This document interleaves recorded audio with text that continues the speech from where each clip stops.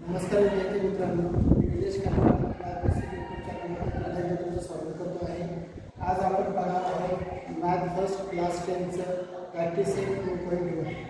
हा अत्यंत महत्त्वाचा चॅप्टर आहे जो first write any quadratic equation.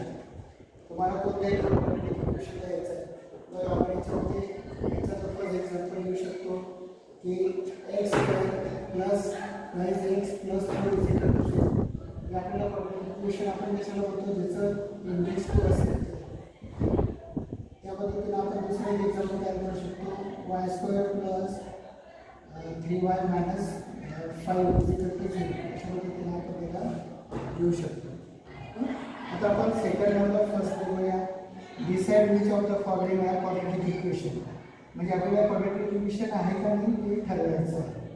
यातला फर्स्ट एक्झाम्पल आहे सेकंड मतलब फर्स्ट x² + 5x + 2 अशा पद्धतीने आपल्याला इक्वेशन दिलेलं आहे त्याला डिसाइड करायचं आहे आपल्याला it is a quadratic equation असेल।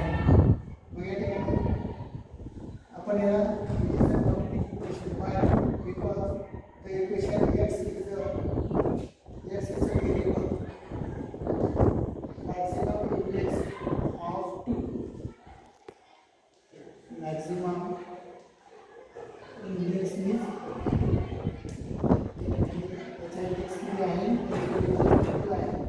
therefore it is a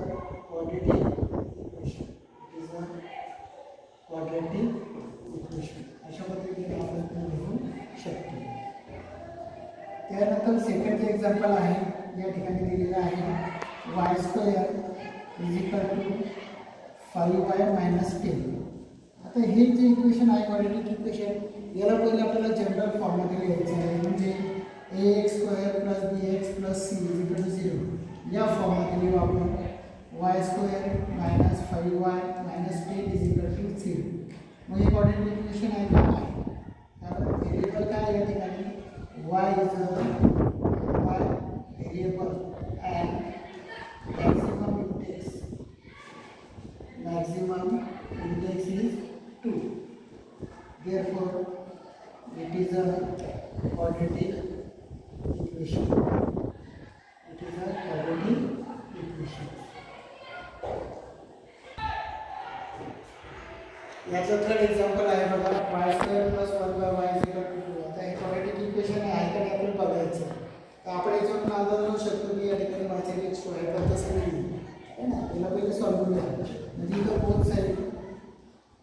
both side divided by y ने त्याला डिवाइड करू, कारण तिथं डिनोमिनेटरला निगेट करायचं म्हणून y² × y + 1y y = 2 × 1। इथं y चे इंडेक्स 1 y + 1 इथे y³ प्लस y कट करा इथे 1 = 1। Okay, here y is a variable, but maximum index is not 2, maximum index is not 2। या ठिकाणी 2 इंडेक्स आहे का नाही, किती आहे 3 आहे। So it is a not quadratic equation, अशा पद्धतीने आपण सॉल्व्ह करू शकतो। फोर्थ एक्झाम्पल आहे x + 1x = -2 quadratic equation decide करायचं आहे ना। मागची जी पद्धत पाहिजे तीच आपण बघूया। या ठिकाणी both side divided by x।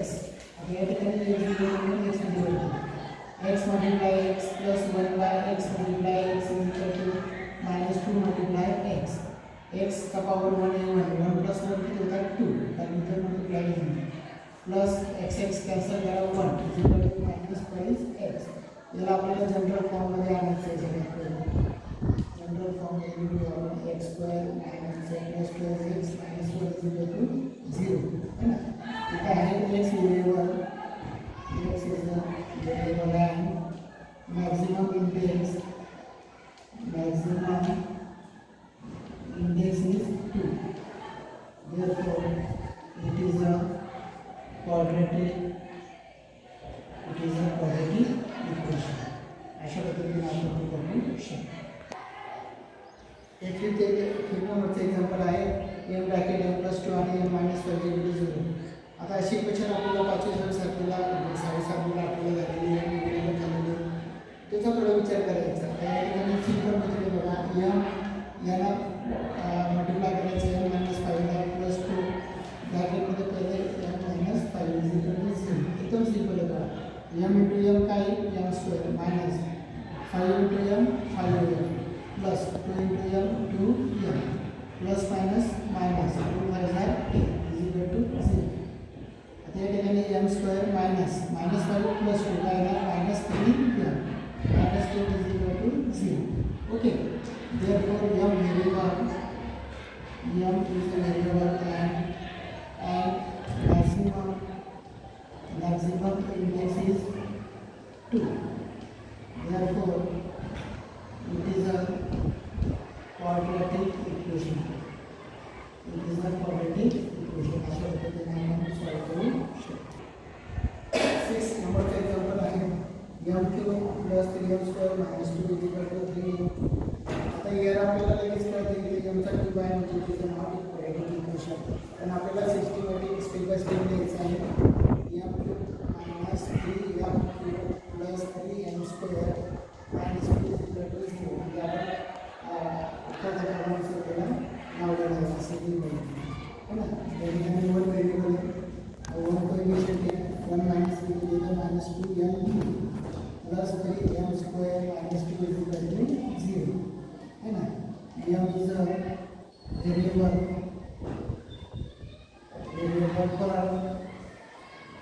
but maximum index is not 2. So it is a not quadratic equation.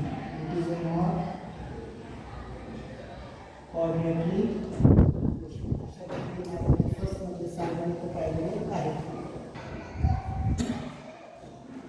Third मधले एक्झाम्पल बघायचे आपल्याला. Practice set number 1.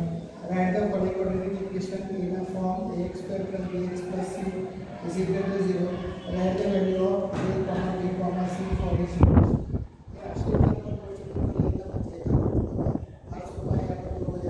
या ठिकाणी दाखवलं फर्स्ट एक्झाम्पल आहे 2y = 10 - y². याला पहिले जनरल फॉर्ममध्ये आपण लिहून घेऊ. म्हणजे कसं याला लिहू ax² + bx + c = 0. या फॉर्ममध्ये याला आपण लिहून घेऊ. म्हणजे इथं -y² या अलीकडे y² -2y प्लस 10 आहे इकडे आलेला म्हणजे -10 = 0 है ना. हे कोणतं फॉर्म झालं आपल्याला स्टँडर्ड फॉर्म स्टँडर्ड फॉर्म किंवा जनरल फॉर्म चालतो. ओके. त्याला कम्पेअर करायचं आपल्याला. कम्पेअर करून या ठिकाणी आपण करू. या ठिकाणी याची व्हॅल्यू किती येणार इथं. त्यानंतर बीची व्हॅल्यू आहे -2. ओके. हे सीची व्हॅल्यू किती -10. अशा पद्धतीने आपण लिहून घालून बघू शकतो. सेकंड एक्झाम्पल आहे ब्रॅकेटमध्ये x - 50 = 2. आता या ठिकाणी x - 50 त्या ठिकाणी आपण याचा विस्तार आपल्याला लक्षात येईल. a² - 5 या फॉर्म्युलानुसार या ठिकाणी करायचा आहे x - 1² x - 2x + 1 x + 1. Okay. त्या ठिकाणी आपण a² - 2x त्यानंतर या x² - 4x - 2 =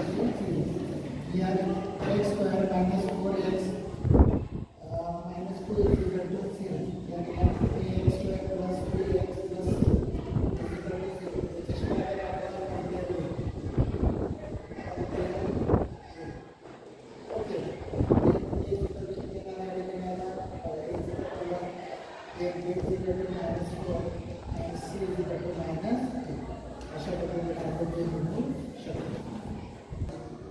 थर्ड एक्झाम्पल आपण पाहणार आहोत x square plus 5x minus x म्हणजे काय करायचं एक्स स्क्वेअर प्लस 5x आता मायनस केला ब्रॅकेटला मायनस काय plus x square plus 5x minus x minus काय plus x square plus 4x plus 3 त्याला कंपेअर करू आपण x square plus 3x plus 3 याच्यासोबत काय करायचं कंपेअर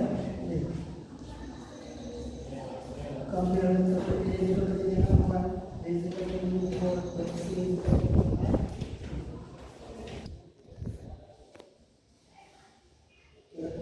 हां बघा या ठिकाणी आहे 3m square equal to 2m square minus 9 या 3m square minus 2m square plus 9 म्हणजे इथं काय होणार 1m square plus 0m plus 9 0 अशा पद्धतीने लिहायचं त्याच्यानंतर त्याला x square plus bx plus c equal to 0 compare करा